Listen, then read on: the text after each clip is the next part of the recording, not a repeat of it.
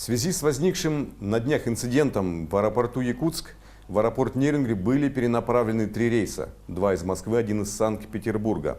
В связи с этим за короткое время в терминале, небольшом по объему и по площади аэропорта Нерюнгри, скопилось около 400 транзитных пассажиров. Об этом и не только мы сегодня разговариваем с заместителем директора филиала аэропорт Нерюнгри федерального казенного предприятия «Аэропорты Севера» Леонидом Жарниковым.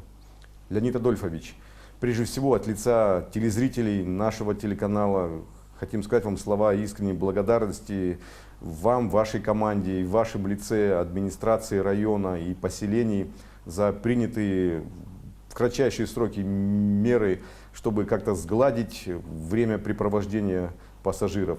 Ну и в связи с этим первый вопрос. Как давно аэропорт Нерюнгри стал запасным? Ну, запасным аэропорт является с самого своего основания, как только он был введен в 1985 году, 1985. С тех пор мы и являемся запасным аэропортом для, как минимум, аэропорта Якутск. То есть 1985 год. А есть какие-то критерии, по каким определяется запасной? Это, во-первых, географическое расположение очень удобное. Расположен так, что у нас практически отсутствуют туманы. Состояние и категория взлетно-посадочной полосы достаточно приемлемо для авиационной техники первого класса и для широкофюзеляжных самолетов. На сегодняшний день какие могут самолеты сюда приземляться на взлетную полосу? Ну, на сегодняшний день у нас есть перечень воздушных судов, разрешенных к приему и выпуску на искусственную взлетно-посадочную полосу, являющейся категорией «Б», так называемой. И мы на сегодняшний день принимаем самолеты, это «Боинги», аэробусы, по категориям аэробус 319 и 320, Боинги 737, 757 разных модификаций. Также отечественную технику, это суперджет, сухой суперджет, Ту-154, Ил-76, Ан-12, Ан-24, ну и категория ниже. То есть практически всю авиационную технику, эксплуатирующуюся в нашей России. То есть, а вот эти вот рамки, критерии, они как-то расширяются, если, скажем, идет речь о каком-то экстренном случае? Конечно. Есть такое понятие, это разовое разрешение на посадку в аэропорту сверх установленных ограничений. Ну, мало ли что, это вынужденная посадка, какую-то так возьмите. То есть мы принимаем все меры, конечно, оцениваем обстановку, прежде всего, это безопасность, чтобы опять не совершить того, что там где-то что-то произошло. В обязательном порядке. И принимаем решение о приеме воздушного судна, не включенные в наши разрешительные документы. Естественно, по согласованию с нашим местным территориальным управлением Росавиации. Вот скажите, пожалуйста, какова площадь аэровокзала, терминала? Ну, не аэровокзала, я скажу, что площадь для обслуживания пассажира это порядка 200 квадратных метров, 200-220 квадратных метров, это чисто обслуживание пассажиров. В дальнейшем есть еще и, как называемые, так, накопители дальше. Ну вот чисто для пассажиров, для временного размещения пассажиров, зал ожидания, это 220 квадратных метров всего лишь. То есть 400 человек это очень много. Что, вы же прекрасно видели, как это все выглядит в холодное время. Да, очень тяжело. Что вы в первую очередь предложили по пассажирам? Ну, в первую очередь что? Это, как всегда, чисто психологический принцип. Никакой суеты информационная. Главное, что пассажир что должен? Для него владение информацией. По информации мы, естественно, получаем информацию от владельца воздушного судна или аэропорта, куда не попали наши пассажиры, следовавшиеся. И мы принимаем, во-первых, доносим всю информацию, ну и предлагаем пассажирам разместиться. С детьми, у нас есть такая небольшая комната матери и ребенка, с детьми, значит, мы предлагаем расположиться с детьми в этой комнате. Также имеется фельдшерский пункт, у людей открывается у некоторых там паника, состояние, принимает фельдшерский пункт. Не дай бог там что-то, пункт полиции. Ну и что можем, располагаем здесь, обеспечиваем. У нас есть автоматы для перекуса. Питьевой водой. В первую очередь мы обеспечиваем все-таки помещение маленькое, воздух, так сказать, закрытое помещение, бесплатное обеспечение питьевой водой. Вот на ваш взгляд, что было самым сложным в той сложившейся ситуации? Вот я считаю, самым сложным было это вот успокоить людей, чтобы не было вот излишней суеты. Когда суета в аэровокзале, она ограничивает обслуживание других рейсов. То есть чисто упорядочить поток пассажиров, которые вот сели на запасной, мы пытаемся уговорить, поговорить, ходим среди них и разговариваем, грубо говоря, уделяем место, где можно им расположиться на длительное время, более длительное время. И какой-то коридорчик устроить для пассажиров, которые проходят уже текущую регистрацию рейсов, которые наших регулярных. Вот это самое сложное, чтобы люди понимали нас, но видя наше вот состояние аэропорта, и чтобы не было вот этой суеты, криков, скандалов. Вот ведем вот чисто психологическое. Самое трудное, это честно. Ну да, при всем, что вы разруливали и сложившуюся ситуацию, еще на вас и были рейсы местного, да? Совершенно верно. Да, мы должны были обеспечить регулярность по центральному расписанию местных и региональных авиалиний, чтобы не остановить работу аэропорта. Ну вот подобная ситуация была уже в августе, да? Да, совершенно верно. Вот эти две ситуации как-то повлияли? Вы сделали какие-то выводы? Может, какая-то работа над ошибками? Что хватает, что не хватает? Как работает команда в целом? Какие-то выводы по этому поводу? Совершенно верно.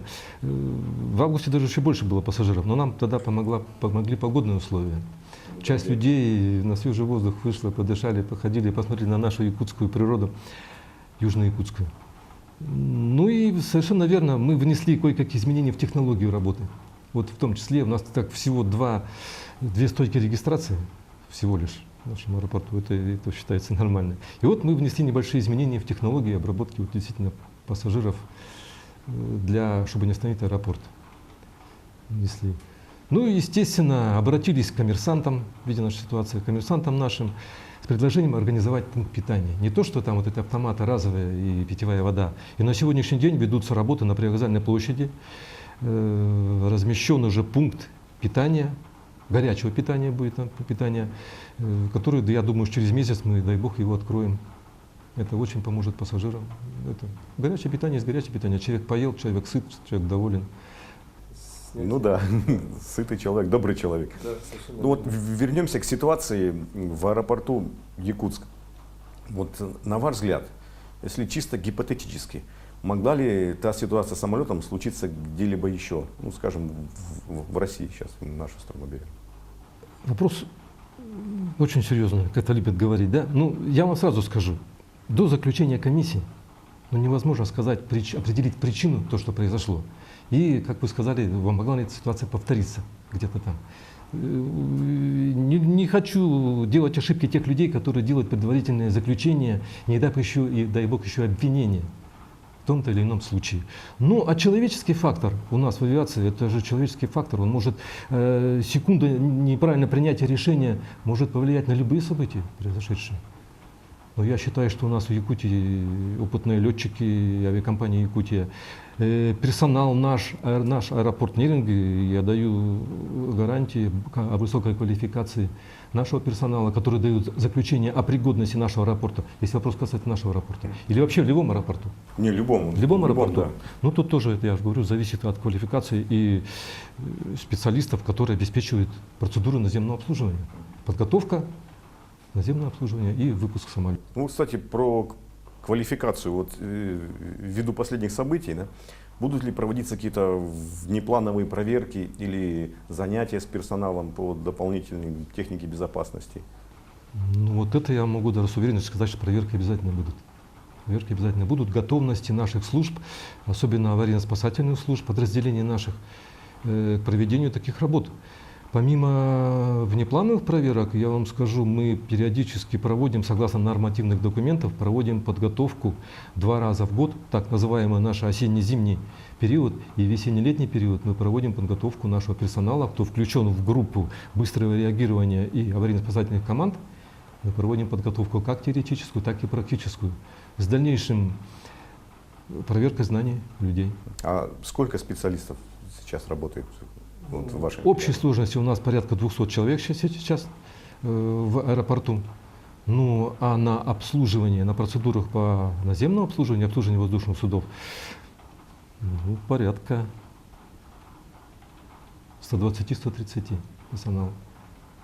Ну и, наверное, Для всех нас, нерюнгринцев, жителей Нерюнгринского района, да и приезжих, наверное, самый наболевший вопрос – это получили ли вы положительные результаты по проектно-сметной документации о реконструкции аэропорта?